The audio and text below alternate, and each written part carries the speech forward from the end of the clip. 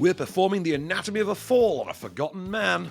It's all about some marvels. I'm Van Connor. And I'm Adam Ball, and this is Off Screen, your 7-day guide to everything movies. Boom.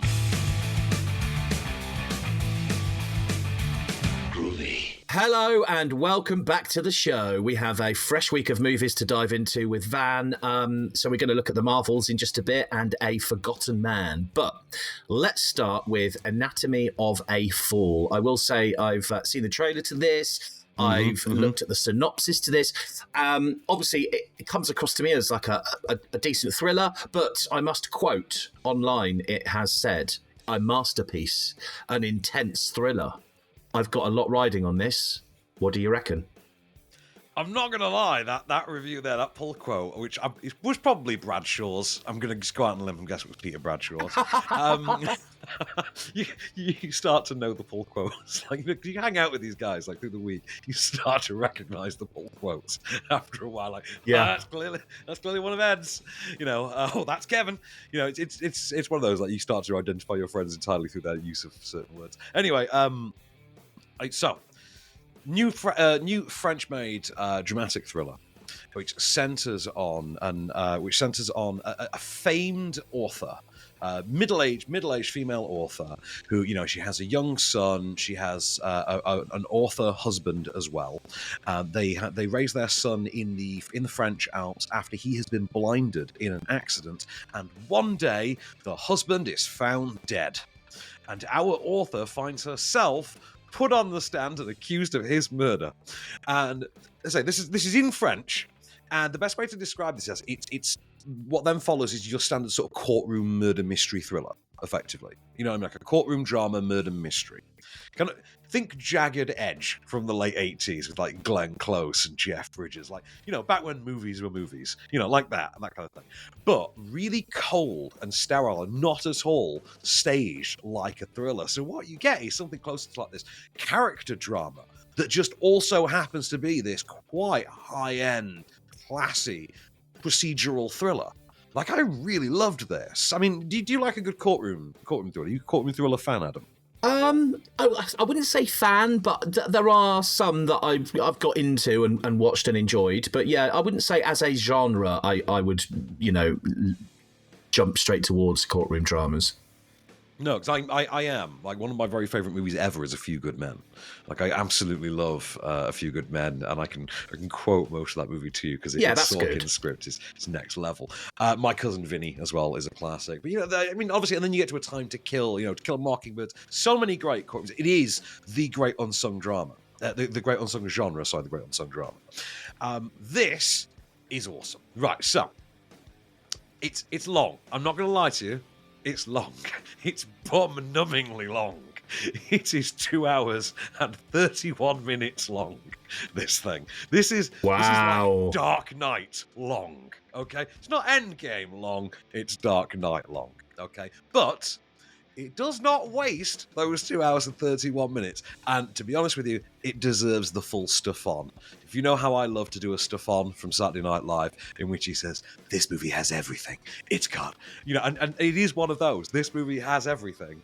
It's got that wonderful, it's got a bit of kitchen sink drama like Marriage Story type genre. It's got that Joe Esterhurst, you know, late 80s courtroom drama thing going for it, where it's kind of, there's something a little bit sleazy about it, there's something a little bit sexual. It's got that sadomasochism of European dramas like the Girl with the Dragon Tattoo series, like those kind of things. It's got that kind of twisted sadomasochism sort of peeking out from behind the curtains, like just daring itself to come out, which also causes it to overlap with like David Fincher's Gone Girl, for instance. Like, you can start to think of it tonally and in context and things like that. You've got great performances in there as well. You've got a young boy who's, you know, the young blind son, who's just full blown like Danny Torrance in The Shining. It's a really, really good movie. I'm really in on this. So I say the subtitle thing is going to be the barrier for you. I know that you're not into a subtitled film, but I actually do think is there a lot? This will compel you. I mean, it's all dialogue. It's all dialogue all the time, this thing. But it's really, really solid, really gripping, pulse-pounding stuff, even when it's being quite quiet and conversational. I didn't actually see much of subtitled dialogue when I watched the trailer because there didn't seem to be a huge amount in it. But one thing I was going to ask is the trailer gives this sense of build, like it's building and building and building. Yes. Is the payoff at the end worth it? Oh, right. I don't want to get too into it because this is a movie that's all about sort of payoffs and reveals. Instantly going back to the a classic courtroom one that was similar, Primal Fear. Think about how that built. This goes far twistier, turnier. This goes nuts at times. Like there's a reveal, like just it keeps stacking reveals upon reveals, and you have no idea where this thing is going to go. And at the center of it all is Sandra Hüller as the author, as our protagonist, and she's just playing this ice cold. Like, she's just brilliantly matter-of-fact about it and tries to keep it quite grounded. Like, she doesn't sensationalize it. She tries to keep it quite traumatized, quite real. And as such, because of the way the story's structured, you honestly don't know. For 99% of the runtime of this, like, did she do it? Like, I actually don't know. Like, you're not sure if you are watching this courtroom thriller in which your heroine actually has done the thing they're being sent down for. And that is a really interesting play to go. It's really effective. And it adds this whole extra level of tension. But a lot of that, I think, is down to Sandra Hüller's performance. Like, I'm saying Hüller, like Hüller. Sorry, as performance. And it's something to behold. It's a really great movie, this one. There's got to be something that is bad or that you didn't really like, though. The runtime. I mean, the runtime. I don't want to be sat for 2.5 hours. Yeah. I didn't like sitting for 2.5 hours. So is there stuff you could take out, then? I'm not going to... That's the thing, though. Like I say, there's none of those minutes, of which there are many, and none of those minutes are wasted. And that's the annoying part about it. It's a very long movie. Like, it does feel like you have sat and watched a high-end Netflix series, in a binge sesh, because it has that kind of feel to it. Like, you could absolutely see this as the kind of like French language crime thriller that you would see weekly on, say, BBC 4, for instance. Like, it has that feel about it. But that's the thing. No wasted runtime. Even though, as I say, its downside is it's a lot of runtime. I love movies that you watch like this. Once you've seen it and you've got the credits coming up at the end, it just really gets you thinking. And you kind of then think about the whole movie again. And if it does that to you, I think it's a winner. I'll be really honest with you. I'm so glad that I watched this on a screening link at home. Because it was... Right, there's certain movies in which you can react, right? Like, viscerally react to us. You're sat there watching. So recently I saw Saw X at the Covent Garden Hotel. We're in the screening room at the Covent Garden Hotel in the basement. And I was sat with Ed Potton from The Times. And he's a good dude. We hang out a lot. And we're watching Saw X. And as the kills are getting nastier and nastier, he and I are just like, oh, that is nasty. Just reacting to this. Because it's just different people do that in horror movies. And we kind of like that. He and I were literally like clutching each other. Oh, God damn, no. It was a wonderful experience watching Saw X with him. But I had a similar response to watching this at home, where every now and again they would drop a reveal, and I was like, oh, come on! One of those, where I just loudly had to outwardly react. So, no! Some of those moments. And this came with a few of those. So take that endorsement. Like, that was my response to watching this for 2.5 hours. So take that endorsement if you're looking for something to watch this weekend. Anatomy of a Fall. There you go. By the sounds of it, you might want to take a cushion with you if you're going to go to the cinema to watch it, if it's that long, just to make sure you don't get a numb bum, which I always do. But if you do want to watch it, it is out in cinemas from today, Anatomy of a Fall. Right then, A Forgotten Man, we'll talk about that in a bit, but next, we'll see what Van thought of the Marvels. Stay there.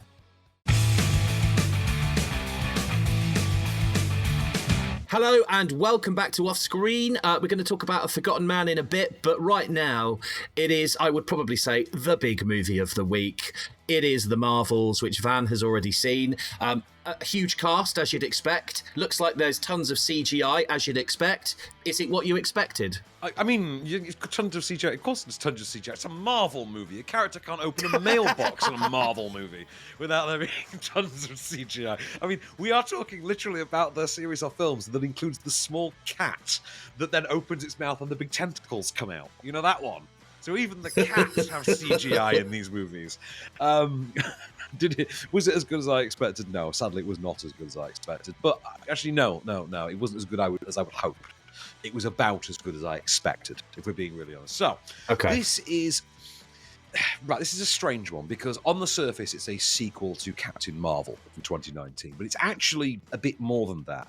So it's actually a one-off film in and of itself that's a crossover film for Captain Marvel, for Monica Rambeau from the WandaVision series, and Ms. Marvel from the Ms. Marvel TV show. So basically, those three characters join forces, along with Nick Fury, who's basically the Charlie's Angel, the Charlie's Angels Charlie of this outfit, for a new adventure that basically sees the three different characters at different places throughout the universe, but swapping physical positions with one another each time one of them uses their powers. Because as we quickly find out, their powers are actually linked. They all have light-based powers that become quantum entangled. So when Captain Marvel supercharges her fist and goes to punch the bad guy in the face, Ms. Marvel will then instantaneously appear in her place to deliver the final blow.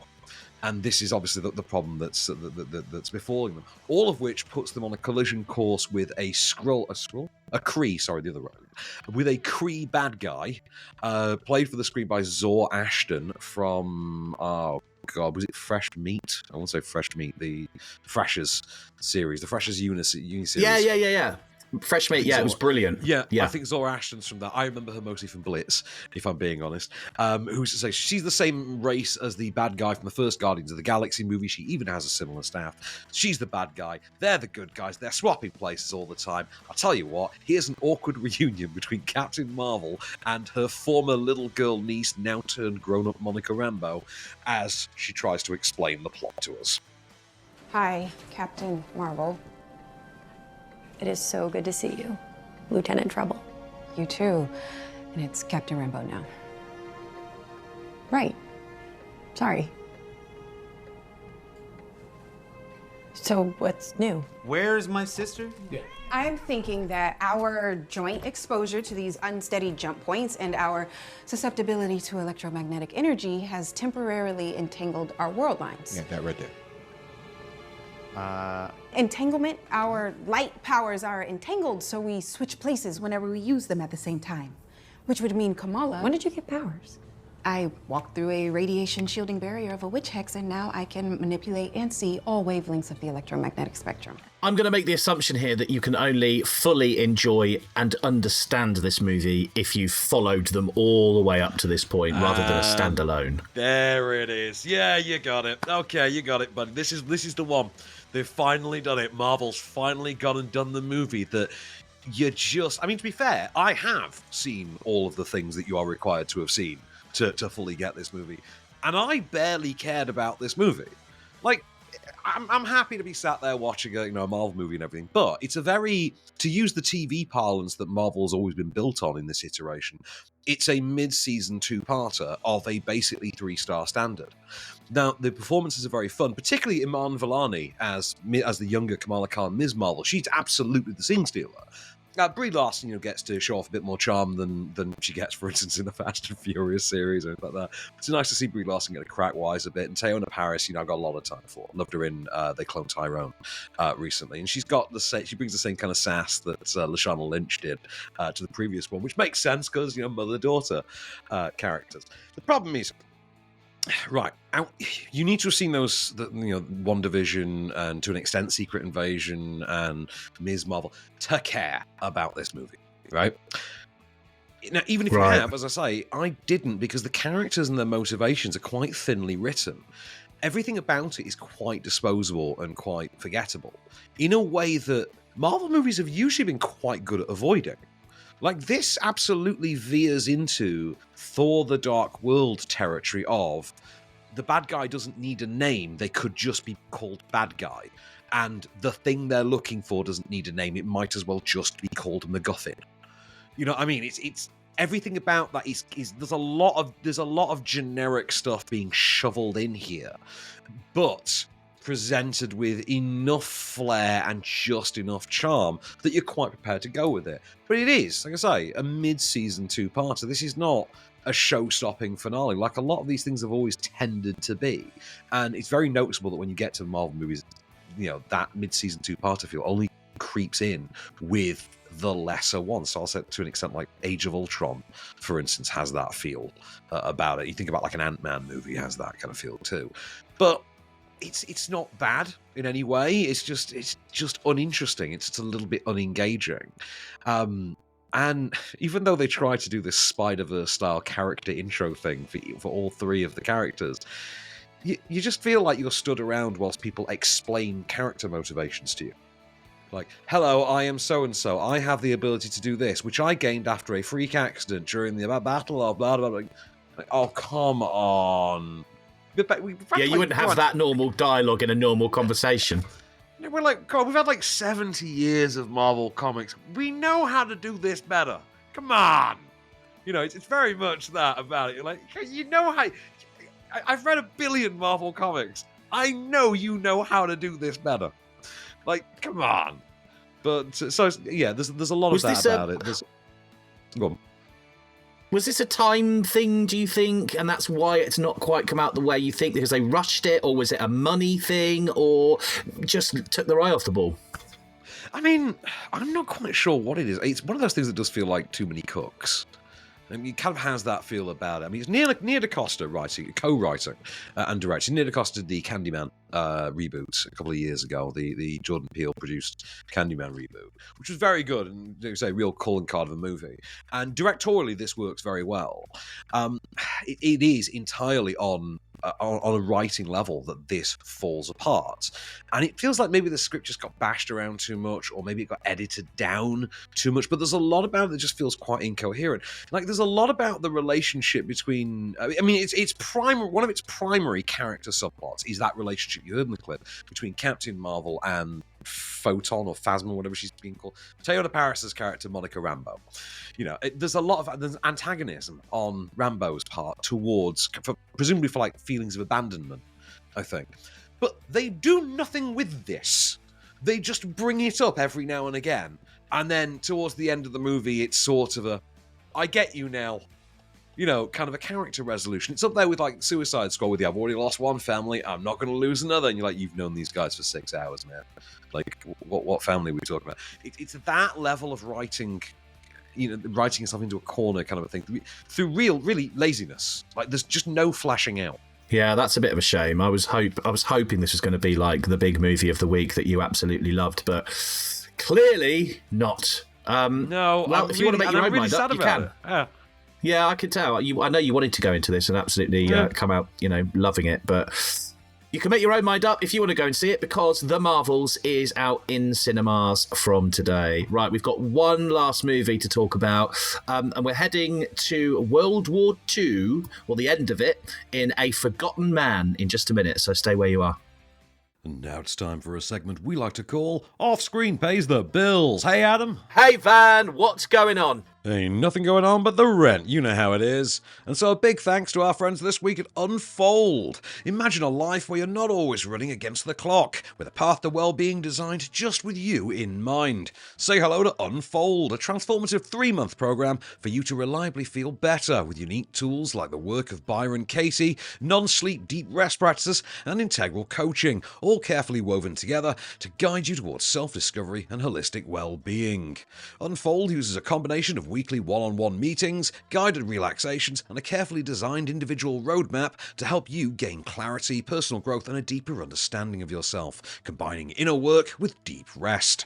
So bring your stress, your heartache, finances, relationships, and anything that you feel is keeping you from feeling free, let it all unfold, in the direction of well-being. And as a listener of Offscreen, you can get a 15% discount. Plus, you can also book a 30-minute free trial for a taster of the Unfold program. So if you're ready to say hello to a more balanced life, head over to ChristinaBonnet.com. You can find the link in the episode details. So thanks again to Unfold.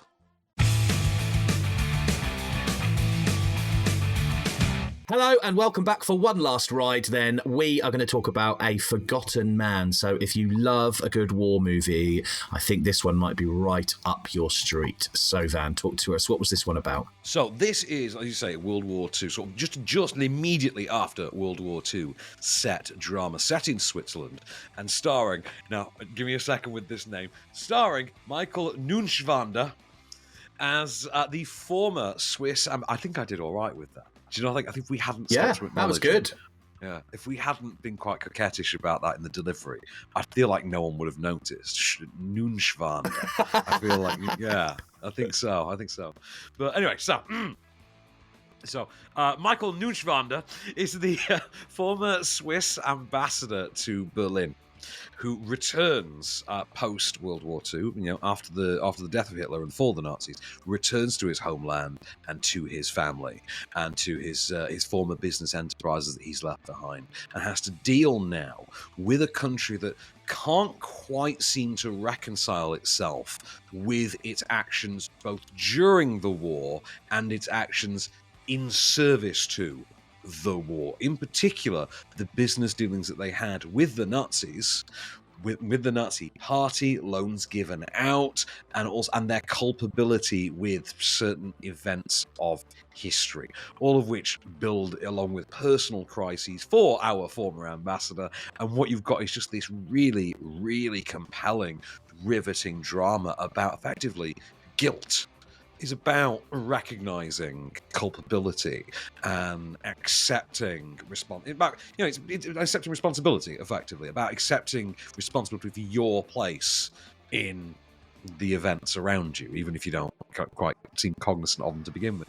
It's a fascinating film. It's not a story I ever really would have considered because, as we get told several times throughout the story by Swiss characters talking to one another, we're neutral, and Neunschwander, tells us over and over, no, we say we're neutral, but we know we weren't. And it's about that kind of willingness to own up to your own collaboration, being a collaborator, which is, you imagine was a hard realization of the era for some people, but it's fascinating stuff. I think you'd really enjoy this.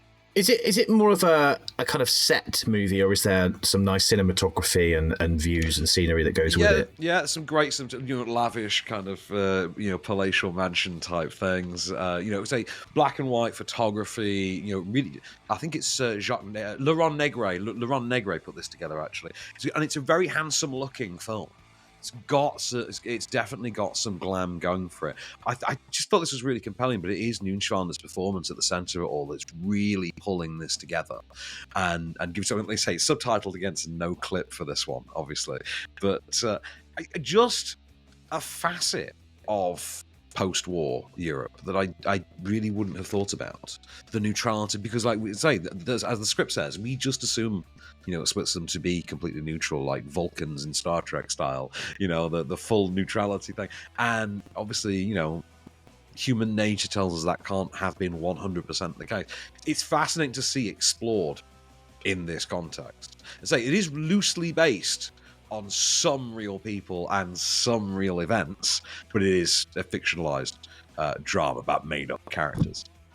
If you had to pick, one major part that you'd change, what would that be and why? What would that be and why? Pass, actually. No, I really liked it. I've got nothing bad to say about it. Finally! And do you know what? It was quite tight and tidy as well, because I think it's about 95 minutes. So it's kind of a bing bang. Jobs are good, and it's one of those. It doesn't outstay its welcome. Pretty much about the point that you think, this is getting going. It's gone and it's kind of ending. But it's one of those. Like I'd take more of it. I could say if saying bad, I could do with more of it. How does it compare to other big war films? Recent war films. What's the one with Harry Styles in? I thought that was absolutely brilliant. Dunkirk. Oh, that was it. Yeah, Dunkirk and 1917 or what? Yeah. I mean, how does it compare to? Yeah. Medal of Honor, the movie. Yeah. So 1970. I remember 1970. it's not that kind of one. This is a drama. This is a conversationally based character drama. This is people in boardrooms having arguments, kind of things. People in nice offices having discussions about how they have betrayed the state. Kind of a war movie. So there's no war in this war movie. It is a discussion based one. But like I say, it's all about the suspense of character thrills, basically. Yeah.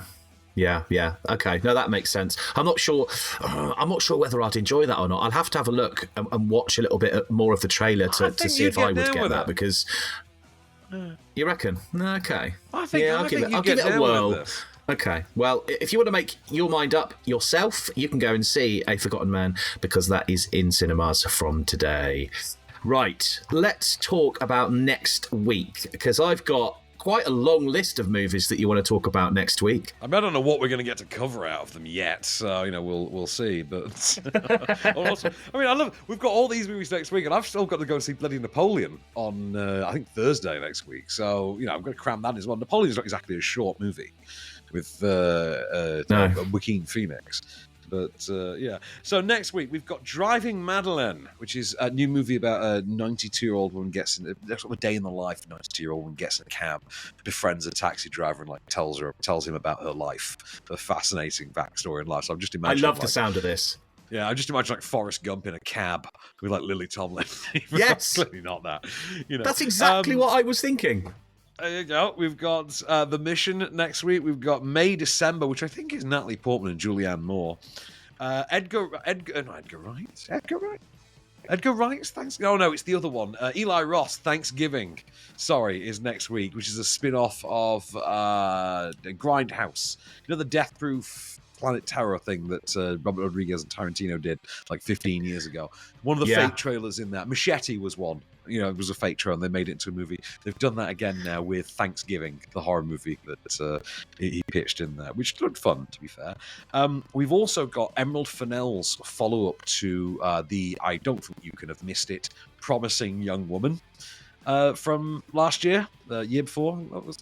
She's followed that up now with Saltburn, which is out next week, starring Barry Keogh. I'm looking forward to this. This looks very twisted, very Bullingdon Club kind of a thing. And last but certainly by no means least, and I have to imagine there's a subset of people, a decently sized subset of people now who would still be quite excited about this. We're getting a prequel next week. It's The Hunger Games, The Ballad of Songbirds and Snakes. So, yeah, I'm not that excited about The Hunger Games being back. Are you a Hunger Games fan? No, not really. But then it's always these ones that crop up that end up being absolutely brilliant movies when you really don't expect it, I think. I was more of a Divergent guy, but obviously that died a very painful death, the Divergent series. But yeah, so we're going to get the prequel that tells us how the Hunger Games got started. Because cool, I suppose that's something we'll need to know. Yeah. Well, we will find out next week if it's worth watching or not, because you are going to have to dive into it at some point this week and force yourself to watch it, even though you don't really care. Throw my 3 fingers in the air, as they would say in the movie. Yes, and that is all we've got time for this week on Offscreen. We shall return next Friday. Until then, I've been Adam Ball. I've been Van Connor, and we'll be back.